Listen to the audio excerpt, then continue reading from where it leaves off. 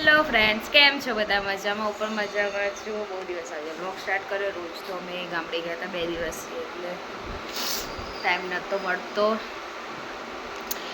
આજે પણ સાંજના 6 વાગ્યા છે હું બ્લોગ સ્ટાર્ટ કરું છું. સવારથી તો શરદી થઈ છે પાછી. શરદીમાં તો કોઈ નવાઈ નહીં. આપણે બની ગયું છે ટ્યુશન. જેની ઊંઘી છે ઘોડિયામાં, જો દૂધ પીવે છે.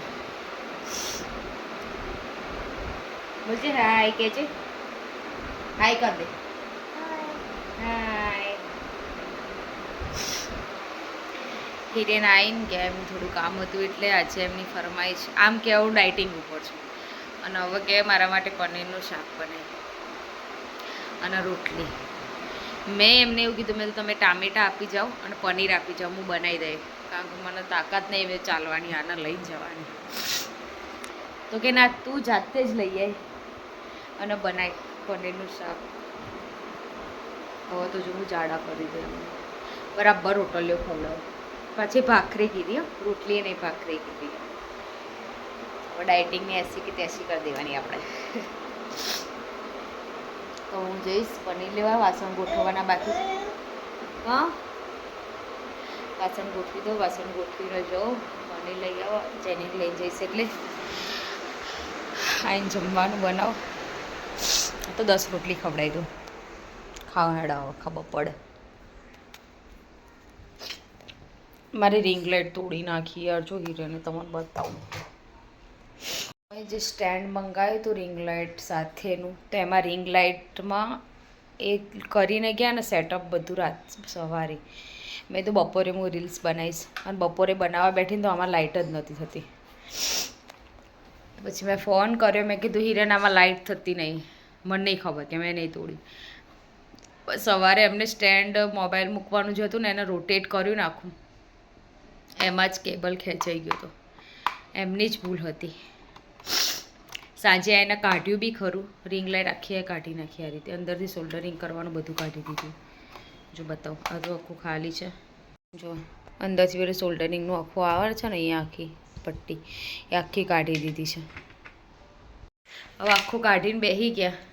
10 મિનિટ સુધી લઈને બેઠા. બધું એના મશીનોને ડિસમિસ લાઈન, આ લાઈન, પેલું લાઈન બધું કરી દીધું. અને હવે એવું કહે છે કે મારથી નહીં થતી. હવે લઈ જવું પડશે પપ્પા જોડે, પપ્પા કરી આપશે. રિંગ લાઇટ મેં એક રીલ્સ બનાવી હોત ને ખાલી, તો એ મને મન વળત કે ચાલ એક રીલ્સ બને. એક રીલ્સે નહીં બને, અને તૂટી ગઈ. માનતા તો નહીં પાછા કે ના મારાથી નહીં બગડી, એમ બગડી છે એમનાથી જ. અને કે ના મેં નહીં બગાડી, ખાલી અત્યારે સ્ટેન્ડ થોડી કરું. આવું છે બધું. હવે તાર વાસણ ગોઠવું. હવે જે એની ઉઠી ગઈ છે, હવે એ દૂધ પી લે, એટલે પછી એનો લઈને જાઉં. બની 7:30 આવશે. એ પહેલાં ફટાફટ જમવાનું બનાવી દેવું પડશે આપણે.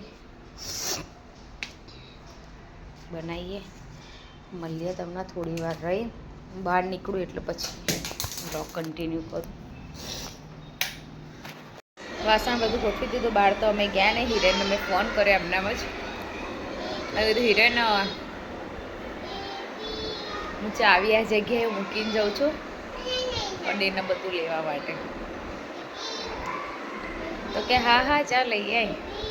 પણ હું જસ્ટ એમ કહેતી હતી, જવાની તો નથી પણ ચાલવાનો. કે આને લઈને જવાનું બહુ કંટાળો આવે યાર. બધું ભીનું ને એવું હોય, અને આ સરખી ઊભી ના રહે સાયકલમાં. નહીં શાક લેવા દે, કશું જ નહીં. એટલે લઈ તો હિરેન જ આવશે. તો ખાલી જસ્ટ ફોર્માલિટી પૂરી કરી દીધી આપણે. લોટ બાંધું, હિરેન લઈને આવે એટલે પછી શાક બનાવું, જમીએ. આજે તો દશામાનું વ્રતનું જાગરણ છે અમારા એ સોસાયટીમાં. 2-3 જણે કર્યું છે.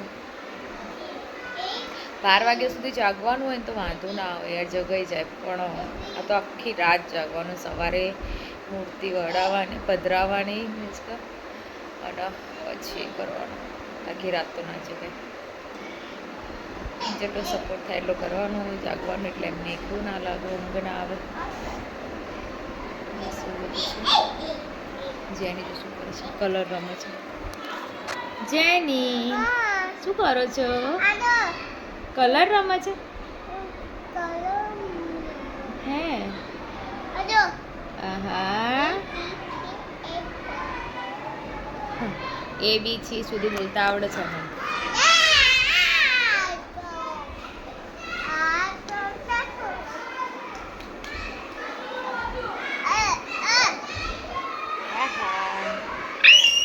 છોકરાઓને હવે એકલું એકલું જમવાનું અને એમાં કેવું ખબર એક નવી વસ્તુ કર્યું હોય ને જેમ કે બે સેલ હોય ને રિમોટના કશા ને એ બે સામે સામે ગોઠવી દે તો એને એવું લાગે આ બે મોટું કામ કરે પછી જ્યાં સુધી આપણે તાળીઓ ના પાડીએ ત્યાં સુધી આપણને કહે કહેશે મમ્મી આ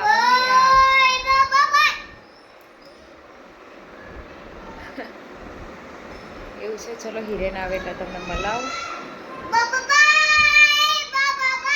પોપટભાઈ બૂમવાળા તારક મહેતાની ફેન છે. શું કરું પોપટભાઈ અત્યારે ના આવે. હવે તારક મહેતા જોવે ને અત્યારે તો કેમ તારક મહેતા આવે યાર.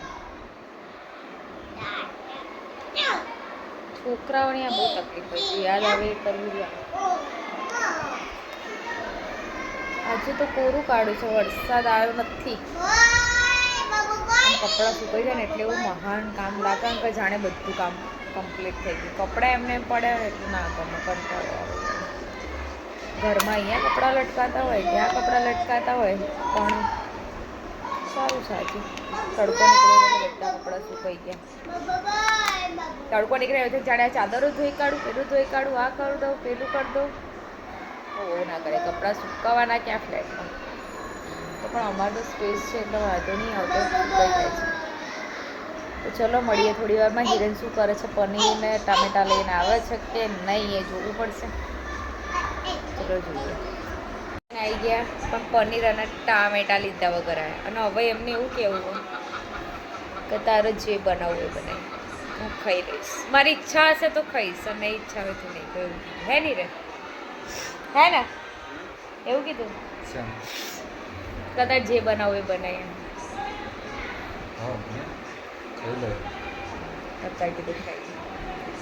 અને મારી ઈચ્છા હોય છે કે હું વઘારેલી ખીચડી બનાવીશ. શું કહેશો એના ઉપર ખાશો એને?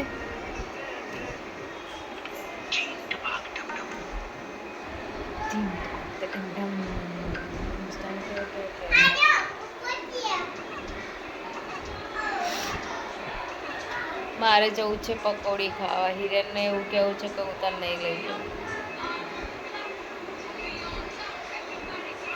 નહીં લઈ જાઉં હિરેન? પણ એ તો મસ્ત બનાવે છે. હાથમાં ગ્લવ્સ પહેરીને ટોપી પહેરીને બનાવે અને ઘરેથી બનાવીને લાવો રિક્ષા. અને હવે પાણીવાળી નહીં ખાતા ખાલી એકલી રગડામાં જ પીવું. લઈ જશે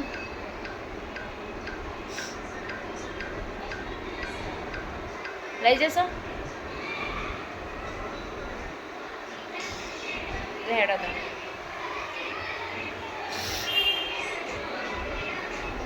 જમવાનું બનાવું. કાલે બનીને સ્કૂલમાં પ્રોગ્રામ છે ઇન્ડિપેન્ડન્સ ડેનો તો કાલે એને કંઈક બનાવવાનું છે અમારે. એના માટે જો તૈયારી કરવાની છે. તૈયારી તો કંઈ એનો ડ્રેસ ને એ બધું તમે લાઈન મૂક્યું છે ખાલી એને 2-3 લાઈન યાદ કરાવવાની છે બોલવા માટે.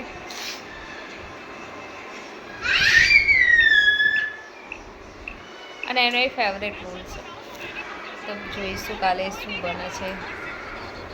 નહીં હિરેન કાલે સ્કૂલમાં સેલિબ્રેશન છે ને ઇન્ડિપેન્ડન્સ ડેનું એમાં એને બનવાનું નહીં શું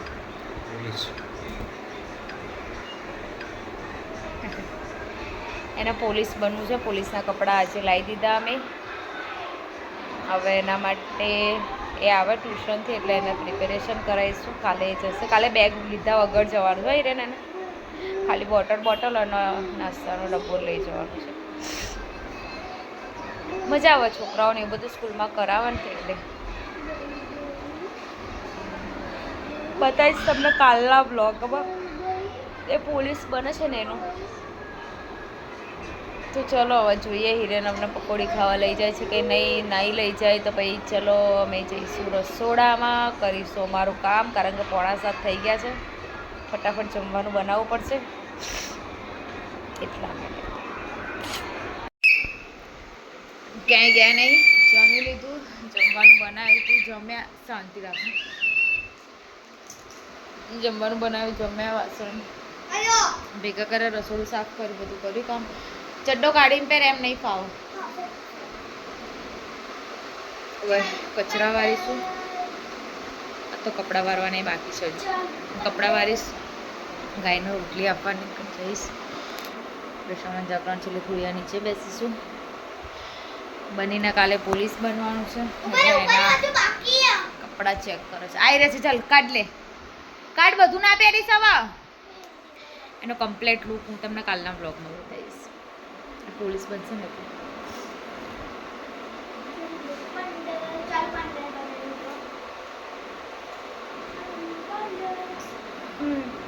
બની ગઈ છે હિરેનના જોડે. ત્યાં સુધી હું ફટાફટ કામ પતાવી દઉં. એ હોય તો મારે કશું કરવાના છે. હજુ આને રીડિંગ કરાવવાનું છે, એને જે કાલે સ્ટેજ ઉપર બોલવાનું છે. તો ચલો મળીએ કાલના બ્લોગમાં. આજના બ્લોગમાં આટલું જ. મારી ચેનલને લાઈક અને સબસ્ક્રાઈબ કરજો યાર. બહુ આમ પેલું કાચબાની ગતિએ ચાલતી હોય ને, સબસ્ક્રાઈબર એમ વધે છે થોડા થોડા ધીમે ધીમે. કાલે બતાવવાનું છે કાલના બ્લોગમાં. તો પ્લીઝ જોવો છો તો સબસ્ક્રાઈબ પણ કરો, મારી ચેનલને સપોર્ટ કરતા રહેજો. ચલો બાય, ગુડ નાઇટ, ઓમ નમો નારાયણ.